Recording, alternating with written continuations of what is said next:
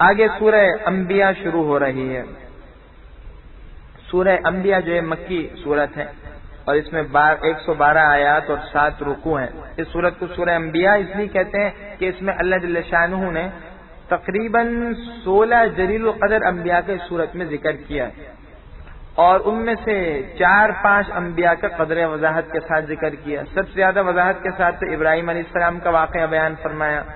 اس کے بعد 2 نبی جو باپ بیٹے ہیں آپس میں، حضرت داؤد اور حضرت سلیمان علیہ السلام، ان کا ذکر فرمایا ہے۔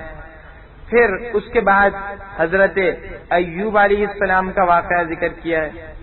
اسی طرح اس صورت میں حضرت نوح علیہ السلام کا واقعہ بھی بیان کیا گیا، اور 5ویں نبی جن کا واقعہ قدر وضاحت کے ساتھ بیان ہوا وہ حضرت یونس علیہ السلام ہے، جن کو اللہ نے کہا ذنون، مچھلی والے۔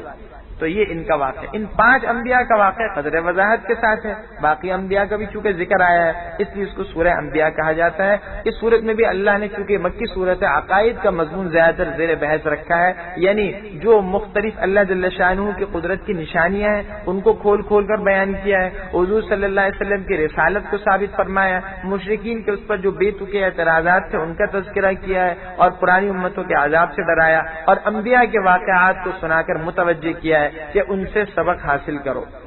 تو وہ اولاد بھی تو ہے اور دیگر چیزیں ہیں، اللہ کہتے ہیں ہمیں اس کی کوئی ضرورت نہیں۔ اور دیکھو یہ سارا نظام اللہ نے سوچ بچار کے لیے بنایا ہے، تو پتہ چلے زندگی بھی اللہ نے اسی لیے دی ہے۔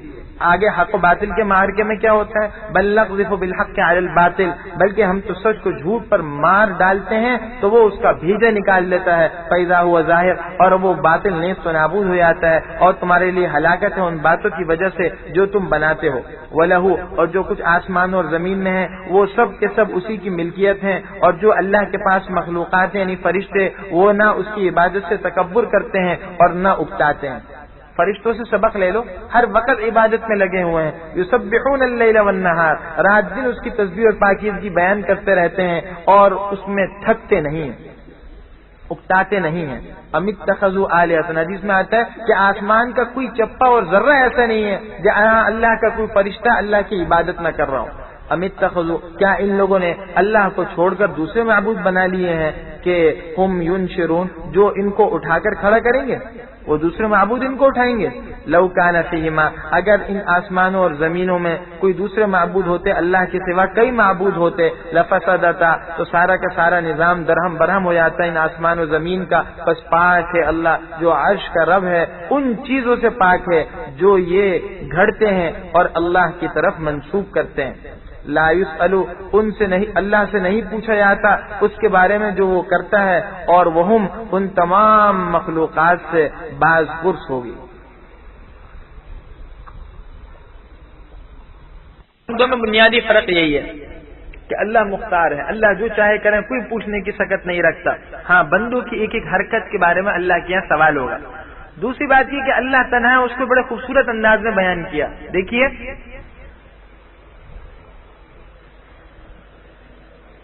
دنیا میں ایک چھوٹی سی سلطنت ہو، ایک چھوٹی سی حکومت ہو، بلکہ ایک چھوٹا سا کوئی حصہ ہو، وہاں پر بھی اگر نظام چلانا ہو تو ضروری ہے کہ ایک آدمی ایسا ہونا چاہیے جو مکمل با اختیار ہو، ایک ہو، ایک سے زیادہ نہ ہو۔ اگر فرق مراتب نہیں ہوگا اور کئی آدمی ایک عہدے پر ہوں گے تو آپس میں اختلاف تو پیدا ہو جائے گا، ایک چاہے گا یہ کام اس طریقے سے ہو، ایک چاہے گا اس طریقے سے یہ کام ہو۔ تو جب ایک چھوٹی سی دنیا بلکہ ایک چھوٹے سے خطے کا نظام اس طریقے سے نہیں چل سکتا کہ کئی آدمی ایک عہدے پر برقرار رہتے ہوئے اس کو چلا لیں، بلکہ ہم دیکھتے ہیں کہ فرق مراتب ہونے کے باوجود انتشار ہے۔ اپنے ملک کا حال دیکھ لیجیے اور یہ حالات دیکھ لیجیے، فرق مراتب ہے اس کے باوجود انتشار ہے۔ کوئی کہتا ہے جی اسمبلیوں کو توڑو، کوئی کہتا ہے نہیں اس کو باقی رہنے دو، کوئی کہتا ہے یہ کام کرو، کوئی کہتا ہے نہیں وہ پالیسی اختیار کرو، آپس میں انتشار ہے۔ تو اتنا بڑا نظام عالم یہ کیسے ہو سکتا ہے کہ کئی معبود ہوتے، یعنی ایک بڑے عہدے پر کئی افراد ہوتے اور وہ اس نظام کو چلاتے؟ تو وہ حقیقی مختار ایک اللہ ہے۔ اگر کئی معبود ہوتے،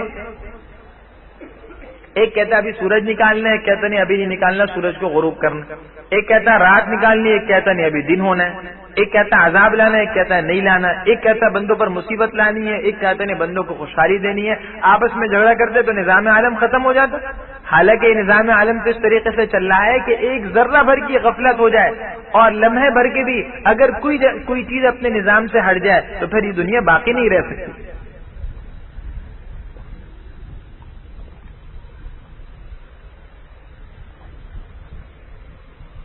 تو اس بات کی علامت ہے کہ دنیا میں صرف پرستش کے عبادت کے قابل ہر چیز میں، ہر کائنات میں صرف اور صرف اللہ کی ذات ہے.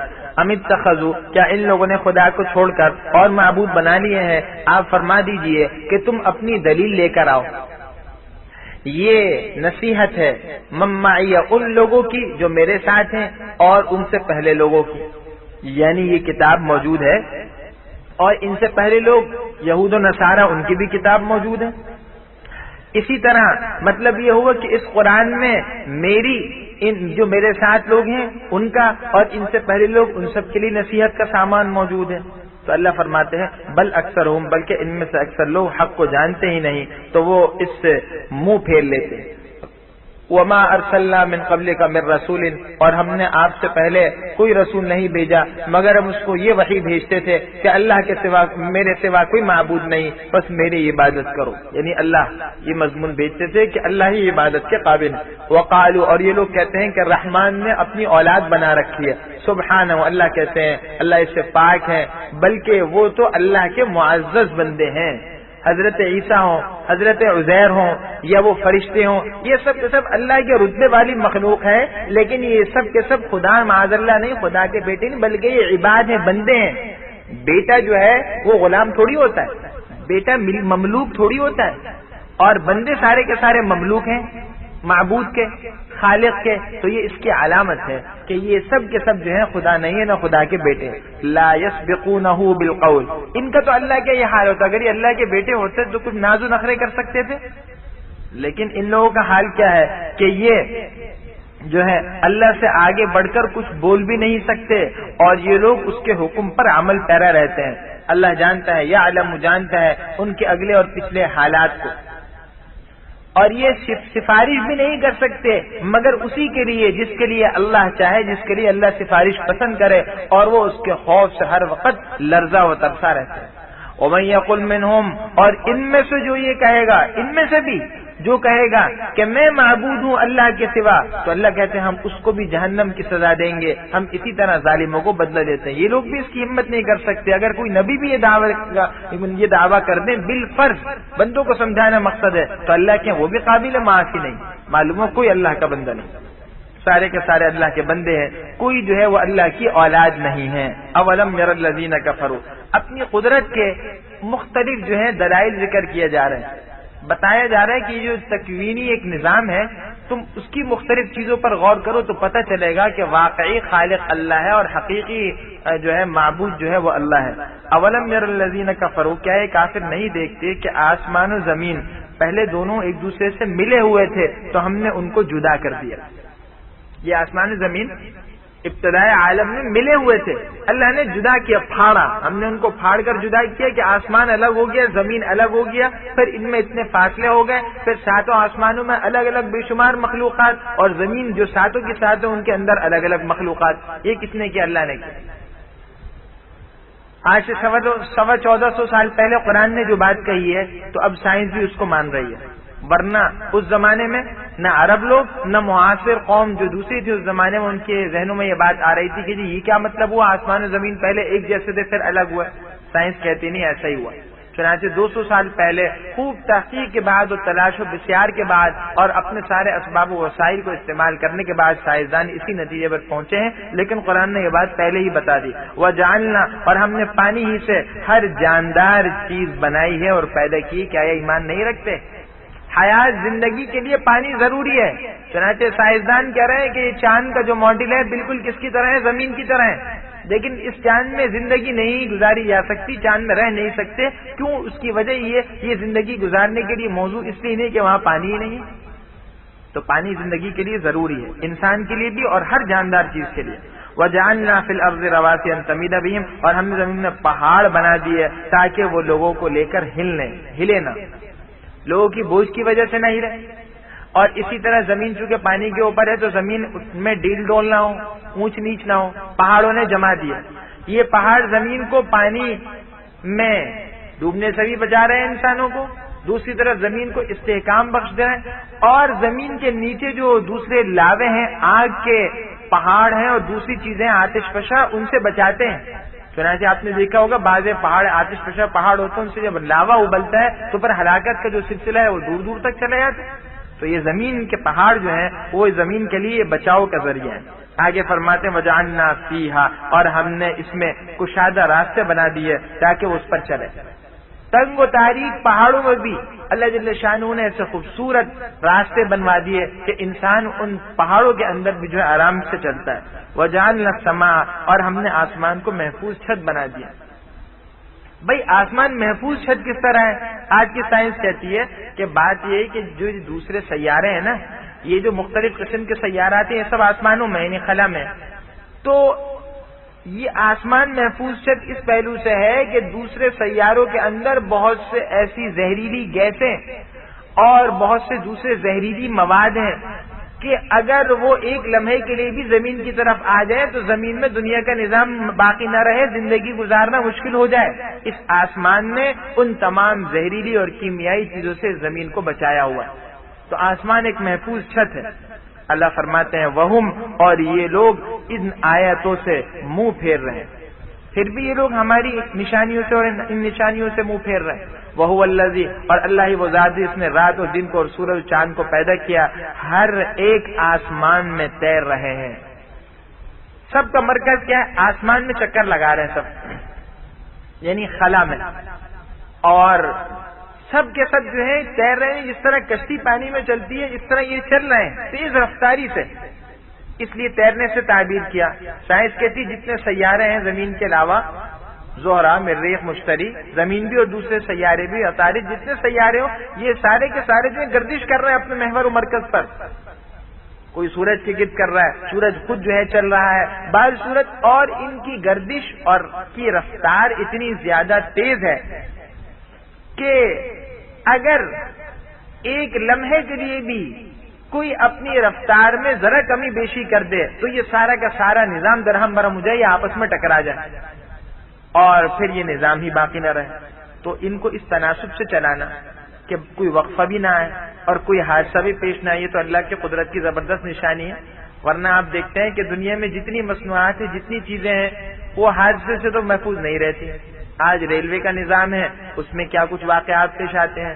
جہاز کے بارے میں آپ طرح طرح کی باتیں سنتے ہیں کہ جی فلانا حادثہ ہو گیا، فلانا یہ ہو گیا۔ تو انسان اور خالق کے مخلوق میں مصنوع میں ایک زبردست فرق یہ ہے کہ خالق کی جو مصنوع ہوتی ہے اس میں کبھی نہ کمی بیشی ہو سکتی ہے اور نہ اس کے اندر کبھی کوئی خرابی نکل سکتی ہے۔ وما جعلنا، اور ہم نے آپ سے پہلے انسانوں کو دوام نہیں بخشا، افئن متا، کیا آپ مر گئے تو کیا یہ لوگ ہمیشہ رہیں گے؟ بھائی پچھلے پیغمبر بھی آئے اور چلے گئے، تو آپ پر بھی موت آنی ہے اور ان کو اپنی فکر کرنی چاہیے، یہ لوگ بھی ہمیشہ زندہ نہیں رہیں گے۔ کل نفس، ہر انسان کو، ہر نفس کو، ہر جاندار چیز کو موت کا مزہ چکھنا ہے، اور ہم تم کو سختی اور آسودگی کے ساتھ آزماتے ہیں، فتنے کے طور پر، یعنی آزمائش کے طور پر تمہیں اس پر ڈالتے ہیں اور تمہیں ہماری طرف لوٹایا جائے گا۔ یہ حالات انسان کو آزمانے کے لیے ہیں کہ وہ اللہ کی طرف جا رہا ہے یا ابھی تک اپنی زندگی میں مست ہے۔ وَإِذَا رَآكَ الَّذِينَ كَفَرُوا، اور جب کافر لوگ آپ کو دیکھتے ہیں تو وہ آپ کو ٹھٹا اور مذاق بناتے ہیں، آپ کے ساتھ مذاق کرتے ہیں۔ کیا کہتے ہیں کہ کیا یہ وہی آدمی ہے جو تمہارے معبودوں کا برا تذکرہ کرتا ہے؟ اور وہ لوگ رحمان کے نام سے خود منکر ہیں، یہ خود اللہ کا انکار کرتے ہیں، کہتے ہیں جی رحمان کچھ نہیں ہے، تو خود تو یہ اللہ کا انکار نہیں کر رہے کیا؟ خلق الانسان من عجل، انسان کو جلد بازی سے پیدا کیا گیا ہے، میں عنقریب تمہیں اپنی نشانیاں دکھلاؤں گا، بس تم جلدی مت کرو۔ مشرکین کہتے رہے عذاب لے آؤ، اللہ کہتا ہے انسان اتنا جلد باز ہے، یوں سمجھو کہ اس کا خمیر ہی جلد بازی ہے، اس کو پیدا ہی جلد بازی سے کیا گیا ہے، سراپا جلد باز ہے، اسی لیے ہر چیز کی جلدی مانگتا ہے، حتیٰ کہ جلدی کرنے میں اپنے نفع اور نقصان کو بھی نہیں سوچتا۔ کتنی حماقت کی بات ہے کہ وہ عذاب جو سراپا نقصان دے اس کے لیے بھی جلدی کر رہا ہے، لیکن وہ اسی لیے کر رہا ہے کہ اس کی فطرت میں جلد بازی ہے۔ اللہ کہتے ہیں عذاب آ جائے گا۔ وَيَقُولُونَ، اور یہ لوگ کہتے ہیں کہ اگر تم سچے ہو تو ذرا بتاؤ کہ وہ عذاب کا جو وعدہ ہے وہ کب آئے گا۔ اللہ فرماتے ہیں لَوْ يَعْلَمُ الَّذِينَ كَفَرُوا، ایک کاش کافر اس وقت کو جان لیں جب وہ اپنے منہ سے اور نہ اپنی پیٹھوں سے دوزخ کی آنکھ کو ہٹا سکیں گے اور نہ ان کو کوئی مددگار ہوگا، بلکہ وہ قیامت ان پر اچانک آئے گی تو ان کے ہوش کھو دے گی، پس نہ وہ اس کو ہٹا سکیں گے اور نہ ان کو مہلت دی جائے گی۔ وَلَقَدِ اسْتُهْزِئَ، اور تحقیق آپ سے پہلے کے رسولوں کے ساتھ بھی مذاق کیا گیا تھا، تو وہ لوگ جنہوں نے ان میں سے جن لوگوں نے مذاق کیا تھا تو ان کو گھیر لیا اسی چیز نے جس کا وہ مذاق اڑا رہے ہیں، جس عذاب کا وہ مذاق اڑا رہے تھے اسی عذاب نے ان کو مزہ چکھا دیا۔ قل، آپ فرما دیجئے کہ رات اور دن میں خدا سے تمہاری کون حفاظت کر سکتا ہے، بلکہ یہ لوگ اپنے رب کی یاد سے منہ پھیرے ہوئے ہیں، حقیقت یہی ہے۔ ام لہم، کیا ان کے کوئی معبود ہیں جو ان کو ہمارے طرف سے یعنی ہمارے طرف سے آنے والے مصائب سے بچا سکیں؟ لا یستطیعون، وہ تو خود اپنی مدد ہی نہیں کر سکتے اور نہ ان کو ہم سے پناہ دی جائے گی۔ یہ معبود نہ خود ہم سے پناہ پکڑ سکتے ہیں اور نہ اپنی مدد کر سکتے ہیں، تو تم لوگوں کو کیا نفع بخشیں گے؟ بل متعنا، بلکہ حقیقت یہ ہے کہ ہم نے ان لوگوں کو اور ان کے باپ دادا کو نفع اٹھانے کا سامان دیا، یہاں تک کہ اسی حالت میں ان کی لمبی عمریں گزر گئیں۔ کیا یہ نہیں دیکھتے کہ ہم زمین کو اس کے کناروں سے گھٹاتے چلے آ رہے ہیں؟ تو کیا یہ لوگ غلبہ پانے والے ہیں؟ قل، آپ فرما دیجئے کہ میں تم کو حکم خدا کے مطابق نصیحت کرتا ہوں، اور بہروں کو جب نصیحت کی جائے تو وہ پکار کو سنتے ہی نہیں۔ وَلَئِن مَسَّتْهُمْ، اور اگر ان کو تمہارے پروردگار کا تھوڑا سا عذاب بھی پہنچے تو یہ کہنے لگیں گے، ہائے ہمارے کمبختی، ہم بے شک گنہگار تھے۔ عذاب میں یہ کہیں گے، اس وقت میں کہنا فائدہ نہیں دے گا، آگے قیامت کے ان کا نقشہ کھینچا جا رہا ہے۔ وَنَضَعُ الْمَوَازِينَ الْقِسْطَ، اور ہم قیامت کے دن انصاف کی ترازو قائم کر دیں گے، پس کسی انسان پر ذرہ برابر بھی ظلم نہیں ہوگا، اور اگر ذرہ برابر بھی کوئی چیز ہوگی یعنی نیکی ہوگی ہم اس کو لے آئیں گے، ذرہ برابر جو عمل ہوگا ہم اس کو لائیں گے، اس کا وزن کریں گے، اور ہم کافی ہیں حساب کرنے کے لیے۔ ہر نیکی اور ہر برائی کا وزن ہوگا، تولا جائے گا، جیسا کہ حدیث سے معلوم ہوتا ہے کہ باقاعدہ ایک ترازو قائم ہوگی اور اس کی ڈنڈی بہت بڑی، اور اس میں دونوں پلڑے اتنے بڑے بڑے پلڑے کے ساتوں آسمان و زمین اس کے اندر آ جائیں۔ ایک پلڑے میں نیک اعمال رکھے جائیں گے، ایک پلڑے میں برے اعمال کا دفتر رکھا جائے گا، پھر جو پلڑا جھک جائے گا اس کے مطابق فیصلہ ہوگا۔ وَلَقَدْ آتَيْنَا، اور تحقیق ہم نے حضرت موسیٰ اور ہارون کو حق اور باطل میں فرق کرنے والی چیز یعنی وہ کتاب دی تھی تورات، وضیاءً، اور روشنی دی تھی، وذکرا، اور متقین کے لیے نصیحت والی چیز دی تھی۔ وہ متقین کون ہیں؟ جو اپنے رب سے ڈرتے ہیں اس کو دیکھے بغیر، اور وہ قیامت کے خوف سے ہر وقت لرزاں و ترسا رہتے ہیں۔ وَهَذَا ذِكْرٌ، اور یہ قرآن بھی ایک نصیحت ہے جو بابرکت ہے، جو ہم نے اتارا ہے، کیا تم اس کا انکار کرتے ہو؟ آگے حضرت ابراہیم علیہ السلام کا واقعہ ذکر کیا جا رہا ہے۔ موحد اعظم ہے اور شرک اور بت پرستی کے جو ہے گمراہیوں میں وہ روشنی کا معمار تھے، روشنی کا مینار تھے حضرت ابراہیم علیہ السلام۔ انہوں نے ایسے ماحول میں آنکھ کھولی، بت پرستی کا اور مشرکانہ ماحول تھا، چنانچہ اللہ کے جو نبی ہوتے ہیں وہ معصوم ہوتے ہیں، حضرت ابراہیم معصوم تھے، توحید پر شروع ہی سے قائم تھے، فطرت پر تھے۔ اللہ نے بعد میں نبوت دے دی تو اب ان کے ذمہ تبلیغ کرنا بھی تھا، اور تبلیغ کا سلسلہ اپنے گھر سے شروع کیا۔ چنانچہ اپنے باپ آزر کو جو بہت بڑا مشرک تھا اس کو نصیحت کر رہے ہیں اور مختلف انداز میں سمجھایا، لیکن وہ آزر نہیں مانا، جیسا کہ پیچھے سورہ مریم میں بھی کل یہ واقعہ وضاحت کے ساتھ گزر چکا ہے، اور ان کو طرح طرح کی دھمکیاں دیں، آخر ابراہیم علیہ السلام نے اس کو چھوڑ دیا۔ اب اپنی قوم کے ساتھ جو واقعہ ہے اس کو یہاں نقل کیا جا رہا ہے، یہ اس واقعے کا ایک اور پہلو ہے ان کی سیرت کا، کہ قوم کو سمجھایا۔ قوم معبودان باطلہ کو پوچھتی تھی، یہ سمجھاتے تھے نہیں سمجھتے تھے، تو طریقہ کیا اختیار کیا؟ طریقہ اختیار کیا، ایک دن جب وہ خوشی کے دن جو ہے خوشی منانے باہر گئے، حضرت ابراہیم گئے نہیں، اور پھر ان کے جو ہے عبادت خانے میں گئے، وہاں ان کے جتنے بت تھے ان سب کی جو ہے توڑ پھوڑ کر دی، کسی کی ٹانگ توڑ ڈالی، کسی کا ہاتھ کاٹ ڈالا، اس طرح کیا، اور ان سب کی جو ہے نقصان پہنچانے کے بعد کلہاڑی سے یہ سارا کام کیا، اور کلہاڑی جو ہے سب سے بڑے بت جو اس کی گردن میں لٹکا دی۔ اب آ گئے، اب جب وہ لوگ واپس آئے، ابراہیم علیہ السلام تو واپس گھر آ گئے، واپس آئے عبادت خانے میں تو نقشہ ہی عجیب دیکھتے ہیں، کہنے لگے من فعل ھذا بآلہتنا، بے وقوفی کی بات تو دیکھیے، کہہ رہے ہیں ہمارے ان بتوں کے ساتھ کس نے مظلومانہ سلوک کیا، خدا بھی مان رہے ہیں اور کہتے ہیں ہائے ہمارا یہ خدا کتنا قابل رحم ہے، کس نے اس پر ظلم کیا؟ پھر خود کہنے لگے اچھا ہم نے ایک آدمی کا نام سنا ابراہیم نامی شخص کو، وہ ان کا ہر وقت تذکرہ کرتا رہتا تھا، معلوم ایسا ہوگا کہ حرکت اسی کی ہوگی، چنانچہ بلوایا گیا، ان سے یہ پوچھا گیا۔ ابراہیم علیہ السلام نے کہا بھائی مجھ سے کیا پوچھتے، یہ بڑا بت جس کی گردن میں تلوار وہ کلہاڑی لٹکی ہوئی اس سے پوچھ لو نا۔ مقصد ان کو سمجھانا تھا، جھوٹ نہیں بول رہے تھے۔ ایک بات کرنے کا انداز ہوتا ہے کہ مخاطب خود اپنی گریبان میں جھانکنے لگے اس پر مجبور ہو جائے، اس کو دعوت فکر دی جائے، تو یہ انداز تھا کہ اللہ کے بندوں خود سوچو کہ ایک طرف تو تم انہیں خدا کہہ رہے ہو، دوسری طرف ان کا حال یہ ہے کہ یہ اپنی نہ ٹانگ بچا سکتے نہ ہاتھ بچا سکتے، جو اپنے آپ کو نقصان سے نہ بچا سکے وہ کیسا خدا، اور دوسرے کو کیا نفع نقصان پہنچائے گا۔ پھر جہاں تک یہ بڑا بت ہے تو بڑا بت بول بھی نہیں سکتا، تو یہ کیسا بت ہے جو نہ بول سکے؟ تو معلوم ہوا تمہارے طرز عمل غلط ہے، چنانچہ خود سوچا پہلے، لیکن چونکہ ہر جرمی پر اتر آئے تھے تو اب ارادہ کیا کہ ان کو آگ میں ڈلوایا جائے، چنانچہ ان کو آگ میں ڈلوایا گیا، مگر اللہ نے ان کی حفاظت فرما دی۔ وَلَقَدْ آتَيْنَا فرماتے ہیں، اور تحقیق ہم نے حضرت ابراہیم کو پہلے ہی سے ہدایت عطا فرمائی تھی، اور ہم ان کے حال سے خوب واقف تھے، بتا دیے شروع ہی سے وہ گمراہی سے محفوظ تھے۔ اذ قال، جبکہ انہوں نے اپنے والد کو اور اپنی قوم کو کہا کہ مورتیاں، تصویریں کیا ہیں یہ مورتیاں جن پر تم ہر وقت جمے بیٹھے رہتے ہو؟ قالو، کہنے لگے ہم نے اپنے آبا و اجداد کو اس کی پرستش کرتے دیکھا ہے۔ قال، حضرت ابراہیم کہنے لگے تحقیق تم اور تمہارے آبا و اجداد سب کے سب سری گمراہی میں پڑے رہے۔ قالو، کہنے لگے کیا تم ہمارے پاس حق لائے ہو یا تم کھیل کی باتیں کر رہے ہو؟ قال، فرمانے لگے بلکہ تمہارا رب تو وہ ہے جو آسمانوں اور زمین کا رب ہے، جس نے ان سب چیزوں کو پیدا کیا ہے، اور میں اس بات کا گواہ ہوں۔ وَتَاللَّهِ، اور خدا کی قسم، جب تم پیٹ پھیر کر چلے جاؤ گے تو میں تمہارے بتوں کے ساتھ ایک چال چلوں گا، ایک معاملہ کروں گا۔ یہ دل میں کہا تھا۔ فَجَعَلَهُمْ، چنانچہ جب وہ چلے گئے خوشی منانے، فَجَعَلَهُمْ، تو پھر ان کو ریزہ ریزہ ٹکڑے ٹکڑے کر دیا، سوائے ان میں سے بڑے کے، تاکہ وہ اسی کی طرف رجوع کریں۔ جب آئیں تو بڑے کی طرف متوجہ ہو، بھائی اس جگہ پر اس کے سوا کوئی نہیں، اور وہ کلہاڑی بھی اسی کے سر پر ہے، تو اسی نے یہ کام کیا ہوگا۔ قالو، آ کر کہنے لگے من فعل ھذا، کس نے ہمارے معبودوں کے ساتھ کیا ہے، بے شک وہ تو بہت بڑا ظالم ہے۔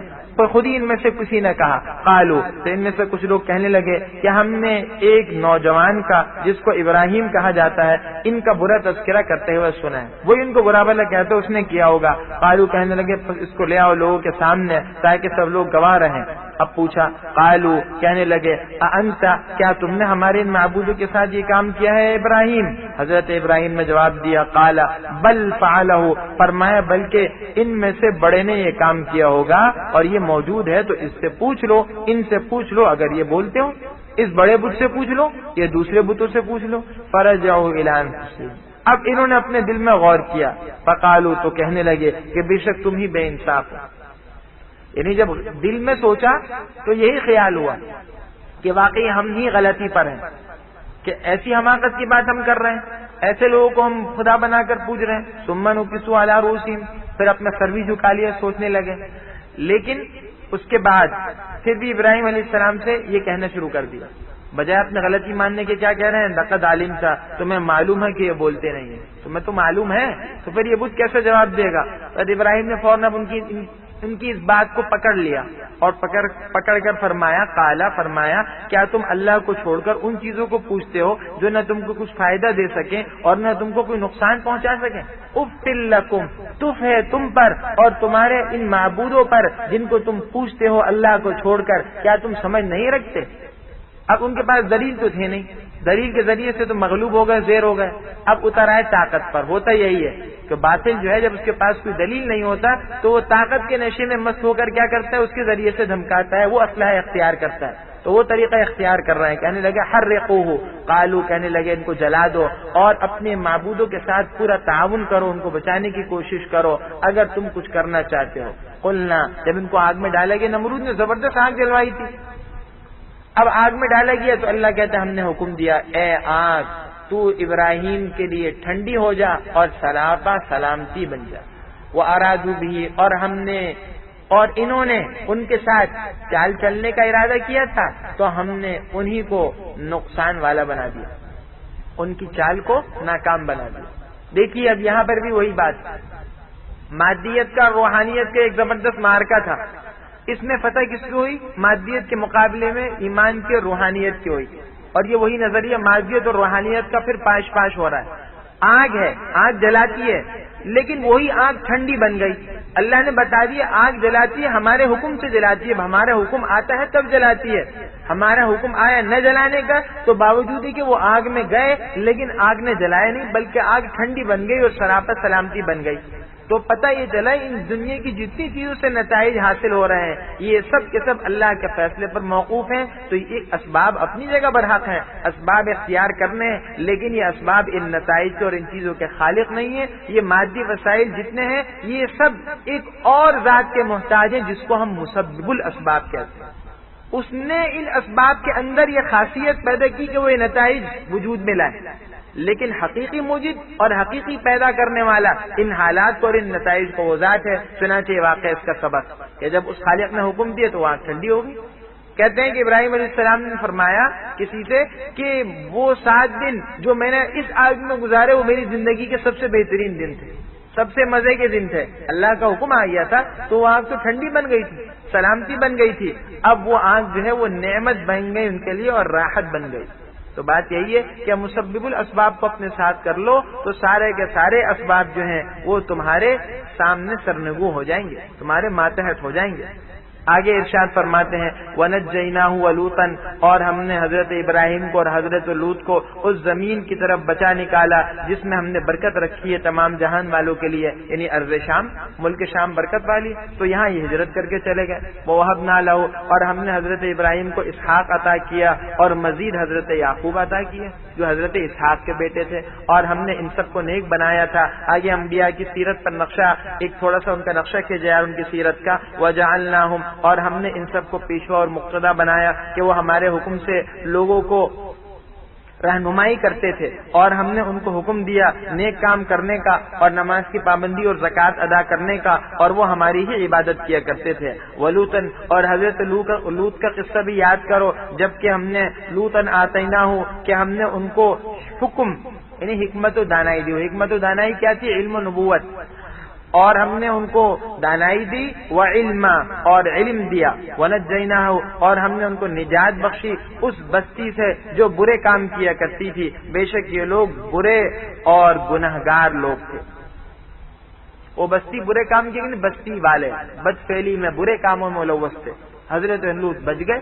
وَأَدْخَلْنَاهُ, اور ہم نے ان کو اپنی رحمت میں سمیٹ لیا, لے لیا, بے شک وہ ہمارے نیک بندوں میں سے تھے. آگے حضرت نوح علیہ السلام کا ذکر آ رہا ہے. وَنُوحًا, اور حضرت نوح کا قصہ بھی یاد کرو جبکہ انہوں نے اس سے پہلے ہمیں پکارا تھا تو ہم نے ان کی پکار کو قبول کیا, بس ہم نے ان کو اور ان کے گھر والوں کو نجات دی اس بڑی تکلیف سے, یعنی طوفان کے عذاب سے, اور ہم نے ان کی مدد کی ان لوگوں کے مقابلے میں جو ہماری آیتوں کو جھٹلایا کرتے تھے. بے شک یہ لوگ یعنی قوم نوح بہت برے لوگ تھے, بس ہم نے ان سب کو غرق کر دیا. وَدَاوُودَ وَسُلَيْمَانَ, اور یاد کرو حضرت داؤد اور سلیمان علیہ السلام کا واقعہ بھی. اِذْ يَحْكُمَانِ فِي الْحَرْثِ, جبکہ یہ دونوں ایک کھیتی کے مقدمے میں فیصلہ کرنے لگے تھے. اِذْ نَفَشَتْ, جبکہ اس میں کسی قوم کی بکریاں رات کو چر گئی تھیں اور ہم ان کے فیصلے کے وقت موجود تھے. فَفَهَمْنَا, تو ہم نے یہ فیصلہ حضرت سلیمان کو سمجھا دیا اور ہم نے ہر ایک کو دانائی اور علم دیا تھا. دانائی علم دونوں کو دیا تھا, لیکن حضرت سلیمان کا فیصلہ زیادہ درست نکلا. دونوں نے فیصلہ کیا تھا. ایک فیصلہ آیا تھا ان کے زمانے میں کہ بکریوں نے کسی آدمی کی کھیتی کو چر لیا, تو اب فیصلہ ان کے پاس ہے. داؤد علیہ السلام نے ایک فیصلہ کیا, حضرت سلیمان نے دوسرا فیصلہ کیا, اور وہ فیصلہ جو ہے وہ زیادہ بہتر تھا. لیکن اللہ نے ہر ایک کو بارصورت نبوت دی ہے اور ہر ایک کو امتیازی شان دی, ہر ایک کو سلطنت بھی دی اور ہر ایک کو نبوت بھی دی. داؤد علیہ السلام کی کیا خصوصیت ہے؟ وَسَخَّرْنَا, اور ہم نے پہاڑوں کو حضرت داؤد کے لیے مسخر کر دیا تھا کہ ان کے ساتھ اللہ کی پاکی بیان کرتے تھے, اور جانوروں پرندوں کو بھی مسخر کر دیا تھا, اور ہم ایسا ہی کرنے والے, ہم ہی ایسا کرنے والے. حضرت داؤد علیہ السلام کے بارے میں قرآن نے کہا کہ جب داؤد علیہ السلام تسبیح کرتے خوش الحانی سے, اللہ کا حکم ہوتا ہے یا جبال اوبی معه والطیر, پہاڑوں کو بھی حکم ہوتا ہے سب مل کر ان کے ساتھ جو ہے ایک لہ میں اللہ کی تسبیح کرتے تھے. داؤد علیہ السلام تو بڑے خوش الحان تھے, وہ اللہ کی تسبیح کہتے ہیں, پہاڑ بھی جو ہے وہ گونجتے اللہ کی تسبیح سے, پرندے بھی آوازیں نکالتے, ایک عجیب سا سما بن جاتا. وَعَلَّمْنَاهُ, دوسری خصوصیت ان کی یہ ہے داؤد علیہ السلام کی, اور ہم نے ان کو تمہارے فائدے کے لیے ایک طرح کا لباس بنانا سکھا دیا تاکہ تم کو تمہاری لڑائی کے ضرر سے بچا دے. بس کیا تم شکر گزار ہونا چاہتے ہو؟ دوسرا یہ زرہ سازی کا جو فن ہے سب سے پہلے داؤد علیہ السلام کو سکھایا گیا. یہ سب سے پہلے نبی ہیں جن نے زرہ بنائی ہے اور اللہ نے انہیں یہ فن سکھایا تاکہ قیامت تک کے انسانوں کے لیے فائدے کی چیز ہو کہ جنگ میں نقصان سے بچنا چاہے تو وہ زرہ کو استعمال کر لے، دشمن کی وار سے بچ جائے گا. تو قرآن کریم میں صنعت و حرفت کی طرف بھی اشارہ ہو گیا، بہت سے دیگر چیزوں کی طرف بھی اشارہ ہے. تو یہ بھی اس کے ایک اشارہ ہے کہ داؤد علیہ السلام کو اللہ نے خصوصی بتایا. معلوم ہو یہ صنعت، حرفت، تجارت، زراعت، یہ جتنی چیزیں یہ صرف دنیا نہیں ہے، اگر ان کو صحیح طریقے کے ساتھ کرو گے تو یہ دین ہے. اللہ نے اپنے نبیوں کو یہ طریقہ سکھایا. حضرت سلیمان علیہ السلام کی بھی دو خصوصیتیں آگے بیان کی. ایک یہ کہ ہوا کو ان کے لیے مسخر کر دیا تھا، ہوا ان کے تخت کو لے کر چلتی اور ملک شام تک جو ہے وہ لے جاتی. ایک صبح ہی کے وقت میں جو ہے وہ اللہ آپ کا بھلا کرے مہینے کی مسافت، اور شام کے وقت میں 1 مہینے کی مسافت طے ہو جاتی ہوا جو ہے. اسی طرح دوسری ان کی خصوصیت کیا ہے کہ شیاطین اور جنات کو ان کے لیے مسخر کر دیا، جو کام چاہتے ان سے لے لیتے. تو فرمایا ولی سلیمان الریحہ، اور ہم نے تیز ہوا سلیمان علیہ السلام کے تابع کر دی تھی جو ان کے حکم سے اس ملک میں چلتی تھی جس میں ہم نے برکت رکھی تھی، یعنی ملک شام، اور ہم ہر چیز سے خبردار ہیں. ومن الشیاطین، اور جنوں کی ایک جماعت کو بھی ان کے تابع کر دیا تھا جن میں سے بعض ان کے لیے یغوسون غوطے مارتے تھے اور بعض دوسرے اس کے سوا کام بھی کرتے تھے، اور ہم ان کے نگہبان تھے. وہ جنات کو غلط ان کے حکم عدولی نہیں کر سکتے تھے. آگے حضرت ایوب علیہ السلام کا واقعہ ذکر کیا جا رہا ہے. ایوب علیہ السلام نے کتنے مشکل حالات میں صبر کیا، جس کا ذکر جو ہے وہ سورہ صاد میں بھی آئے گا. اللہ نے اس کی وجہ سے جو ہے ان کو بلند مرتبہ دیا، اور ان کا صبر واقعی نمونہ ہے تمام انسانوں کے لیے ان کی زندگی. چنانچہ وہ ضرب المثل بن گئے. صبر ایوبی جو ہے یہ مشہور ہے. مشکل حالات میں صبر کیا، مال، اولاد، ہر چیز ختم ہو گئی، بدن میں کیڑے پڑ گئے، ہر طرح کی بیماریاں آ گئیں، لیکن اللہ جل شانہ کی نعمت سے ناشکری نہیں کی. بعض علماء کہتے ہیں کہ یہ حال تھا صبر کا کہ بدن میں کیڑے پڑ گئے، اگر کوئی کیڑے گرتا تو دوبارہ اس کو ڈالتے کہ اللہ نے میرے بدن کو تیری غذا بنایا، کہاں جاتا ہے. صبر کا یہ حال، لیکن اللہ نے پھر نعم البدل بھی خوب دی. وہ ایوبا، اور یاد کیجئے حضرت ایوب کو جب کہ انہوں نے اپنے رب کو پکارا کہ اے میرے رب مجھے تکلیف پہنچی اور بے شک تو سب سے زیادہ رحم کرنے والا. جب قبولیت کا وقت آیا اللہ سے یہ پکار کی تو اللہ نے اب قبول کیا. فاستجبنا له، تو ہم نے ان کی دعا قبول کی، اور جو ان کو تکلیف تھی وہ ہم نے دور کر دی، اور ہم نے ان کو ان کے بال بچے عطا کر دیے، اور اپنی مہربانی سے ان کے ساتھ اور بھی چیزیں اتنی ہی عطا کر دی. اور یہ عبادت کرنے والوں کے لیے نصیحت. وہ اسماعیل، اور حضرت اسماعیل اور حضرت ادریس اور حضرت ذوالکفل کو بھی یاد کرو، یہ سب کے سب صبر کرنے والے تھے اور ہم نے ان کو اپنی رحمت میں داخل کر دیا تھا، بے شک یہ ہمارے نیکوکار بندوں میں سے تھے. وذنون، اور مچھلی والے کو یاد کرو. نون عربی زبان میں کہتے ہیں مچھلی کو، چونکہ یونس علیہ السلام کے ساتھ یہ واقعہ پیش آیا کہ مچھلی نے انہیں اپنے پیٹ میں نگل لیا تھا لیکن پھر بھی وہ زندہ رہے تھے، تو اللہ جل شانہ نے ان کو ذنون کہا. اور ذنون یعنی حضرت یونس کو بھی یاد کرو کہ جب وہ نکلے غصے کی حالت میں، یعنی اپنی قوم سے ناراض ہو کر، فظن، ان کو یہ خیال ہوا کہ ہم ان پر قابو نہیں پا سکیں گے، تو چنانچہ انہوں نے اندھیروں میں پکارا، یعنی کشتی میں گئے، پھر وہاں غرق ہوئی کشتی، یعنی کشتی سے ان کو جو ہے وہ سمندر میں ڈالا گیا، مچھلی نے ان کو نگل لیا.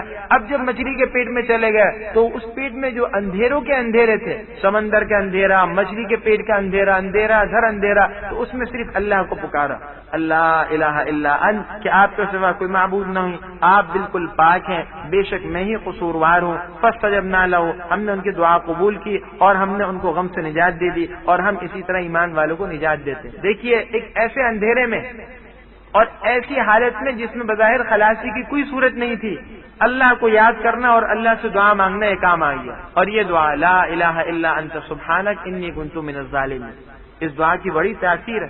تو اگر ایسی کوئی پریشانی آ جائے، بظاہر سارے اسباب منقطع ہو جائیں، انسان پریشان حال کھڑا ہوا ہے اور اس کے سامنے کوئی راہ سوچتی نہیں ہے، تو اس کا کثرت سے ورد کرو، اور جتنا ورد اس کا کثرت سے کرو گے اللہ اس ورد. میرے رب آپ مجھے تنہا نہ چھوڑیے، اور آپ بہترین وارث ہیں، سب سے بہتر وارث. یعنی زکریا یہ چاہتے تھے کہ تنہا نہ رہیں، اولاد پیدا ہو جائے، اولاد نرینہ، تاکہ بعد میں جو دیگر اقرباء ہیں وہ بھی جو ہیں ان کے مقابلے میں ایک اچھا جانشین پیدا ہو جائے اور ان کے بعد جو ایک نبوت کا سلسلہ باقی رہے.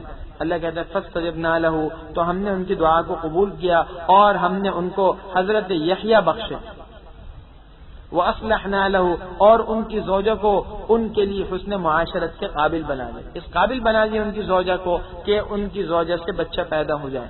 انہم، یہ سارے جتنے بندے اللہ فرماتے ہیں یہ سب کے سب نیک کاموں میں جلدی کیا کرتے تھے اور ہمیں امید اور خوف سے پکارتے تھے، اور وہ سب کے سب ہمارے سامنے عاجزی کرنے والے۔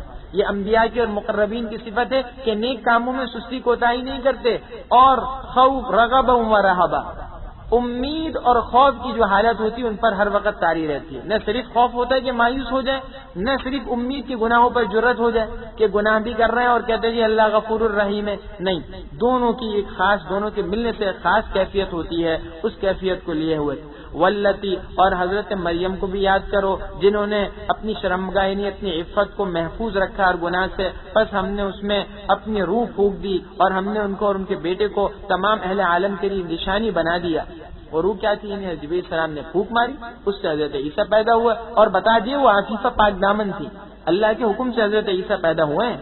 ان ہذی، بے شک یہ تمہاری جماعت ایک ہی جماعت ہے اور میں تمہارا پروردگار ہوں، بس تم میری ہی عبادت کرو۔ اللہ فرماتے ہیں سب کے سب انسان ایک ہی ہیں در حقیقت، چاہے سب انسان اس کے مکلف اللہ کی عبادت کریں۔ انبیاء کو تو یہ پیغام دے کر بھیجا تھا، لیکن بعد میں لوگوں نے روش کیا اختیار کی، وَتَقَطَّعُوا أَمْرَهُمْ بَيْنَهُمْ، اور یہ لوگ اپنے معاملے میں بعد میں متفرق و منتشر ہو گئے۔ اللہ فرماتے ہیں سب نے ہماری طرف لوٹ کر آنا ہے، بس فَمَن يَعْمَلْ مِنَ الصَّالِحَاتِ، جو نیک کام کرے گا اور مومن بھی ہوگا تو اس کی کوشش رائے گا نہیں جائے گی، اور ہم ان کے لیے ثواب لکھ رہے ہیں۔ وحرام، اور جس بستی والوں کو ہم نے ہلاک کر دیا تو یہ حرام ہے کہ ہم، حرام کا مطلب محال ہے، تو یہ حرام ہے یعنی یہ بات محال ہے کہ وہ دنیا کی طرف لوٹے، یہ لوگ نہیں لوٹ سکیں گے۔ حتیٰ اذا فتحت، یہاں تک کہ جب یاجوج و ماجوج کھول دیے جائیں گے اور وہ ہر بلندی سے دوڑتے ہوئے آ رہے ہوں گے، سد اسکندری ہٹ جائے گی، ختم ہو جائے گی، یاجوج ماجوج نکلیں گے اور وہ تیزی کے ساتھ دنیا میں آئیں گے۔ واقترب الوعد الحق، اور قیامت کا سچا وعدہ بالکل قریب آ جائے گا۔ فاذا هي شاخصة، تو اچانک اس وقت میں جب قیامت کا وعدہ آئے گا تو جھکی ہوں گی ان کافروں کی نگاہیں، ان کافروں کی نگاہیں شاخصۃ، کھلی کی کھلی رہ جائیں گی، پھٹی کی پھٹی رہ جائیں گی۔ یا ویلنا، اور یہ کہنا شروع کر دیں گے اے کاش، ہائے ہماری ہلاکت، قد کننا فی غفلۃ من ھذا، ہم تو اس وقت سے بالکل غفلت میں پڑے ہوئے تھے، بلکہ در حقیقت ہم خود اپنے اوپر ظلم کر رہے تھے۔ انکم، اللہ فرماتے ہیں تم، یعنی ایک کافر و مشرک ہو تم اور جن کو تم اللہ کے سوا پوچھتے ہو، یہ سب کے سب جہنم کا ایندھن ہوں گے اور تم بھی اس کے اندر داخل ہوگے۔ لو کان ہؤلاء، اگر یہ معبود ہوتے تو یہ اس میں دوزخ میں داخل نہ ہوتے اور یہ سب کے سب اس میں ہمیشہ رہیں گے۔ یہ جتنے جن کی یہ پوجا کرتے ہیں معبودان باطلہ، یہ ان کے ساتھ دوزخ میں بھیجے جائیں گے۔ بتوں کو عذاب دینا مقصد نہیں ہے، اس کے ذریعے سے ان کو حسرت دلانی مقصود ہے ان کو، اور ان کو حقیقت حال بتانی مقصود ہے کہ یہ بت جن کو تم پوچھتے تھے آج یہ تمہارے ساتھ دوزخ میں جل رہے ہیں، تو اگر یہ معبود ہوتے تو یہ دوزخ میں کیسے؟ لہم فیہا، وہاں ان کا چلانا ہوگا اور اس میں وہ کچھ نہیں سن سکیں گے۔ ان الذین سبقت لہم منا الحسنی، بے شک ہمارے وہ بندے جن کے لیے ہماری طرف سے پہلے ہی سے بھلائی مقرر ہو چکی ہے وہ اس سے دور رکھے جائیں گے۔ کچھ معبودان باطل ایسے بھی تو ہیں جو اللہ کے نیک بندے ہیں لیکن انہوں نے گھڑ لیا، اللہ نے بتا دیا وہ ہمارے نیک بندے دور رہیں گے، آپ وہ حضرت عیسیٰ ہوں، حضرت عزیر ہوں، فرشتے ہوں، یا اس طرح کے اللہ کے دوسرے نیک بندے ہوں۔ لا يسمعون حسیسا، وہ تو اس کی آہٹ بھی نہیں سنیں گے، اور وہ ان نعمتوں میں جس میں ان کا جی چاہے گا ہمیشہ رہیں گے۔ لا يحزنهم الفزع الاکبر، ان کو بھاری خوف، وہ خطرناک سب سے بڑا خوف اس دن کا غمگین نہیں کرے گا، اور فرشتے ان کو لینے آئیں گے۔ قیامت کے دن جو فزع اکبر، سخت ترین دہشت کا وقت ہوگا، اس وقت میں ہر آدمی اللہ کے نیک بندوں میں سے مطمئن ہوگا، یہ مقربین مطمئن ہوں گے۔ ھذا یومکم الذی، اور فرشتے ان سے آ کر یہ کہیں گے کہ یہ ہے وہ تمہارا دن جس کا تم سے وعدہ کیا جاتا تھا۔ یوم نطوی السماء، جس دن ہم آسمان کو اس طرح لپیٹ دیں گے جیسے خطوں کا جو ہے وہ تمار لپیٹ دیا جاتا ہے، جس طرح ہم نے سب سے پہلے اس کائنات کو پیدا کیا تھا اسی طرح ہم دوبارہ پیدا کریں گے. یہ وعدہ ہے جس کا پورا کرنا ہمارے ذمے ہے. ہم یہ ضرور کرنے والے ہیں, ہم اس کو ضرور کر کے رکھیں گے. جس طرح ایک بڑے دفتر کو یہ لپیٹ دیا جاتا ہے, ایک بڑے جو ہے کتابچے کو ایک بڑا کاغذ جو پھیلا ہوا ہو اخبار کو لپیٹ کر تہہ کر کے رکھ دیتے ہیں, تو اسی طرح اس آسمان کو تہہ کر کے لپیٹ کے رکھ دیا جائے گا, کیونکہ قیامت کے دن ہر چیز نیست و نابود کر دی جائے گی. وَلَقَدْ كَتَبْنَا فِي الزَّبُورِ, اور تحقیق ہم نے نصیحت کی کتاب میں, نصیحت کے بعد زبور میں یہ بات لکھ دی تھی ان الارض یرثها, کہ میرے نیکوکار بندے اس زمین کے مالک ہوں گے. وراثت کا مطلب کیا ہے؟ مالک. زمین پہ حقیقی ملکیت کا اور حکومت کا حق صرف نیک بندوں کو ہے. کافروں کو, گناہ گاروں کو حکومت کا حق ہے ہی نہیں.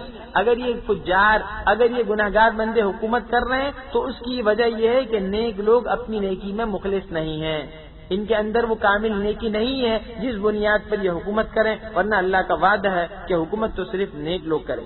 ان فی ھذا, بے شک اس میں پہنچانا ہے یعنی تبلیغ ہے ان لوگوں کے لیے جو اللہ جل شانہ کی عبادت کرتے ہیں. وما ارسلناک, اور ہم نے آپ کو تمام جہان والوں کے لیے رحمت بنا کر بھیجا ہے. قل, آپ فرما دیجئے, بے شک میری طرف اس بات کی وحی کی جاتی ہے کہ تمہارا معبود ایک ہی معبود ہے, بس کیا تم اس کے آگے فرما برداری اختیار کرتے ہو؟ فَإِن تَوَلَّوْا, پھر اگر یہ لوگ پھر جائیں تو آپ فرما دیجئے کہ میں تم کو یکساں احکام الہی سے آگاہ کر چکا ہوں. تم سب کو میں نے بتا دیا, گناہ گار کو بھی, نیک کو بھی, کافر کو بھی, فاجر کو بھی. وَإِنْ أَدْرِي, اور مجھ کو نہیں معلوم کہ جس چیز کا تم سے وعدہ کیا جاتا ہے وہ قریب ہے, آنے والی ہے, یا اس کا وقت ابھی دور ہے. إِنَّهُ يَعْلَمُ الْجَهْرَ مِنَ الْقَوْلِ, وہ اللہ جو ہے جو بات پکار کر کی جائے اسے بھی جانتا ہے, اور جو تم پوشیدہ چھپا کر باتیں کرتے ہو اس سے بھی خوب واقف ہے. وَإِنْ أَدْرِي, اور میں نہیں جانتا کہ شاید وہ تمہارے لیے آزمائش ہو اور ایک مدت تک نفع اٹھانے کا سامان ہو. یعنی ابھی جو عذاب نہیں آتا تو ممکن ہے کہ اللہ جل شانہ اس کو تمہارے لیے فتنہ بنا دیا عذاب نہ آنے کو. یہ آزمائش ہے کہ عذاب نہیں آ رہا تو اس کی وجہ سے تم مذاق اڑا رہے ہو اور سمجھتے ہو کہ یہ عذاب کا وعدہ جو ہے جھوٹا تھا. اللہ کہتے نہیں, ہو سکتا بھی اللہ کی طرف سے تمہاری آزمائش ہو اور تمہیں کچھ وقت کے لیے نفع اٹھانے کا سامان دیا جا رہا ہے. قال رب احکم بالحق, پیغمبر نے فرمایا اے میرے پروردگار حق کے ساتھ فیصلہ فرما دیجئے. وربنا الرحمن, اور ہمارا پروردگار بے انتہا مہربان ہے. المستعان علی ما تصفون, اسی سے مدد لی جائے گی ان باتوں میں جو تم بیان کرتے ہو.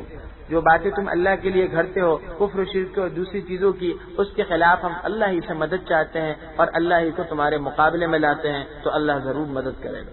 اللهم صل على سيدنا محمد. يا أيها الناس اتقوا ربكم إن زلزلة الساعة شيء عظيم. سورہ انبیاء کے بعد اب سورہ حج کا آغاز ہو رہا ہے. سورۃ الحج چونکہ حج سے متعلق بعض احکامات و مسائل پر مشتمل ہے, اس لیے اس کو سورۃ الحج کہا جاتا ہے. اس میں 78 آیات اور 10 رکوع ہیں اور یہ مدنی سورت ہے.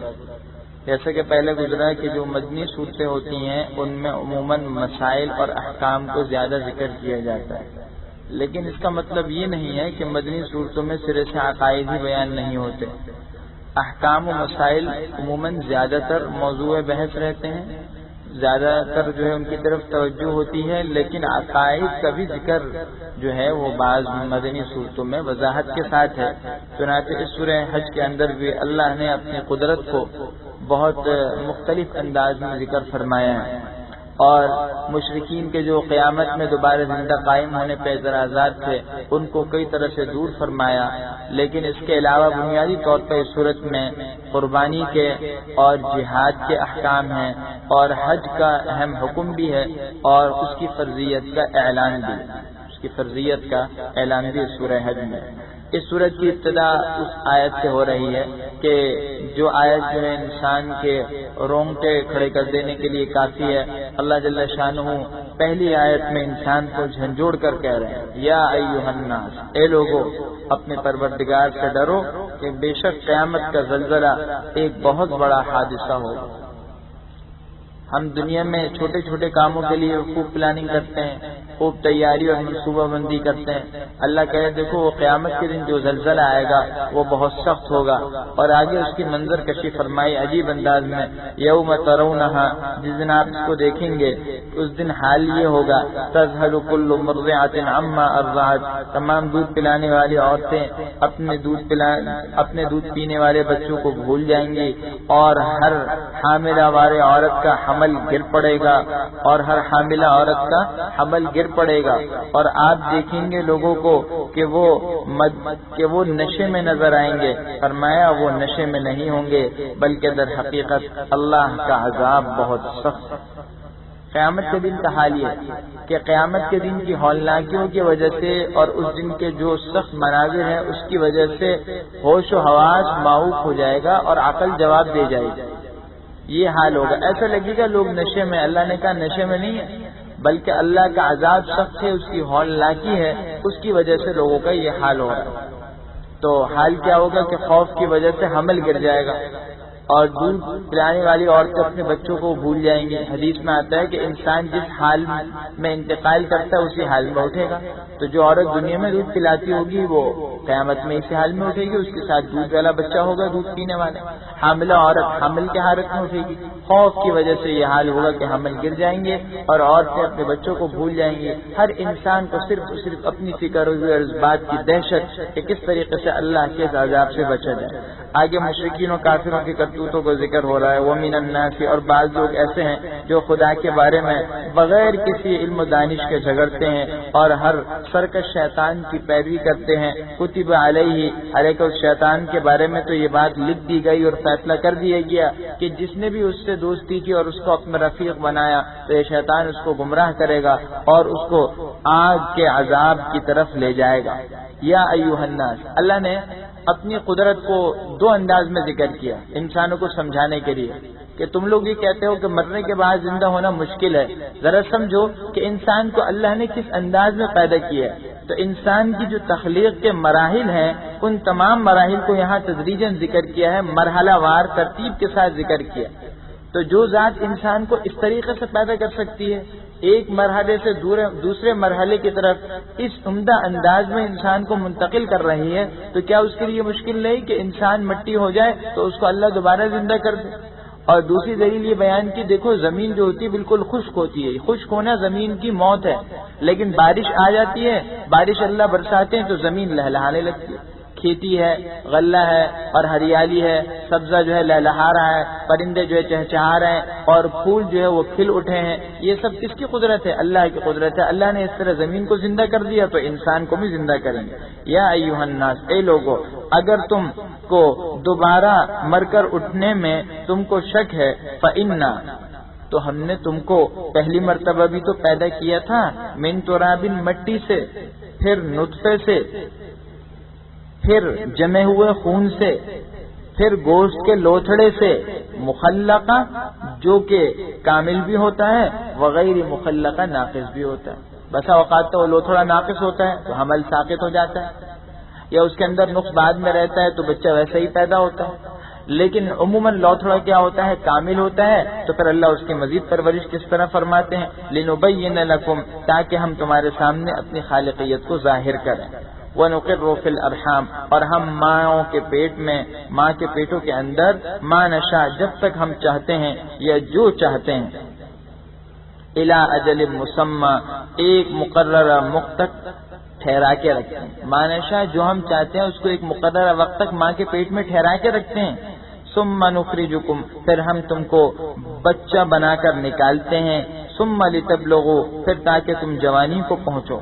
ومنکم، اور تم میں سے کچھ ایسے ہوتے ہیں جو اسی وقت میں انتقال کر جاتے ہیں جوانی میں، اور کچھ ایسے ہوتے ہیں جو انتہائی خراب عمر یعنی اخیر عمر کے اس حصے کی طرف لوٹائے جاتے ہیں. لکی لا یعلم، کہ تاکہ وہ انسان بہت کچھ جاننے کے بعد بھی بالکل بے علم ہو جائے. انسان کی تخلیق کے یہ مراحل ہیں. سب سے پہلے انسان کو مٹی سے پیدا کیا، پھر نطفے سے ایک حقیر بوند سے پیدا کیا. انسان کو مٹی سے کس طرح پیدا کیا؟ انسان اول حضرت آدم تو مٹی سے ہوئے، لیکن عام انسان کی تخلیق میں ہی معلوم ہوتا ہے کہ مٹی شامل ہے. چنانچہ ایک روایت میں کہ بچہ جب ماں کے پیٹ میں ہوتا ہے تو اب جب حمل ٹھہر گیا تو اب اعضاء بننے شروع ہو رہے ہیں، تو ایک فرشتہ اللہ کی طرف سے مقرر ہوتا ہے، وہ ناف کی جگہ پر وہ مٹی ڈال دیتا ہے جس میں اس نے جا کر دفن ہونا ہے، ملنا ہے. تو معلوم ہے انسان اسی مٹی میں جا رہا ہے جس مٹی سے وہ پیدا ہوا. اس کے علاوہ دوسری بات یہ غور کیجیے کہ یہ نطفہ کس چیز سے بنا ہے. یہ نطفہ جس سے انسان بنا، یہ نطفہ کہاں سے حاصل ہوا؟ دیکھیے، کسان نے زمین میں بیج ڈالا اور یہ بیج ایک کیچڑ میں ڈالا تھا، زمین میں ڈالا تھا، اور اس بیج نے جب اس کو زمین میں ڈالا گیا تو زمین کے اندر جتنی نمکینیات تھے اور لحمیات تھے اس سب کو اس بیج نے جذب کر لیا. زمین میں اللہ نے مختلف قسم کے توانائیاں اور ذائقے رکھے ہیں، چنانچہ یہی غلے، یہی پھل جو ہم کھاتے ہیں زمین سے تو نکلتا ہے. تو زمین میں یہ ساری چیزیں ہیں، وہ بیج سارا کا سارا اپنے اندر سمیٹ لیتا ہے، پھر وہ درخت کی صورت میں وہ نکلتا ہے. اب وہ درخت جو ہے جو مختلف قسم کے غلوں پر، سبزیوں پر، پیداوار اور پھلوں اور پھولوں پر مشتمل ہے، یہ کیا ہے؟ یہ ان توانائیوں کو سمیٹے ہوئے، ان لحمیات کو سمیٹے ہوئے ہے. اور انسان جب ان غذاؤں کو کھاتا ہے تو پھر اس سے وہ مادہ پیدا ہوتا ہے، نطفہ جس کو کہتے ہیں. تیسرا مرحلہ کیا ہے؟ علقہ. ماں کے پیٹ میں 40 دن تک نطفہ رہتا ہے، حدیث میں آتا ہے، پھر 40 دن کے بعد جمع ہوا خون بن جاتا ہے. پھر 40 دن کے بعد پھر کیا ہوتا ہے؟ گوشت کا لوتھڑا بن جاتا ہے. اس کے بعد ایک مرحلہ اور ہے تخلیق کا، جس کا آگے جو ہے وہ اگلی سورت کے اندر اللہ نے ذکر فرمایا ہے، سورہ مومنون کے اندر. وہ کیا ہے کہ ہڈیوں، اللہ جل شانہ یہ جو گوشت کا لوتھڑا ہوتا ہے پھر کیا کرتے ہیں؟ اس کو ہڈیوں سے بدل دیتے ہیں اور پھر ان ہڈیوں پر ایک گوشت چڑھا دیتے ہیں اور پوری ایک شکل وجود میں دے دیتے ہیں. تو یہ مراحل تو ماں کے پیٹ کے اندر ہیں، 5 مراحل ہو گئے. اب چھٹا مرحلہ کیا ہے؟ بچہ بنا کر انسان کو پیدا کیا گیا. انسان بچہ بن کر پیدا ہو رہا ہے لیکن ابھی کوئی ہوش و حواس نہیں ہے. اس کے بعد 7واں مرحلہ کیا ہے؟ جوانی کا، جبکہ تمام قوتیں اور صلاحیتیں انسان کی انتہا کو اور کمال کے درجے کو پہنچ جاتی ہیں. اس کے بعد بہت سے جوانی میں انتقال کر جاتے ہیں اور بہت سے ایسے ہوتے ہیں جن کو اس کے بعد جو سب سے آخر مرحلہ ہے موت سے پہلے کا، وہ ہے بڑھاپا. وہ مرحلہ نصیب ہوتا ہے، ہر ایک کو نہیں نصیب ہوتا. کتنے ایسے ہیں جو جوانی میں چلے گئے لیکن بہت سو کو وہ مرحلہ بھی مل جاتا ہے. اور جب اس مرحلے میں پہنچ جاتے ہیں تو بسا اوقات بعض لوگ تو اس مرحلے سے بھی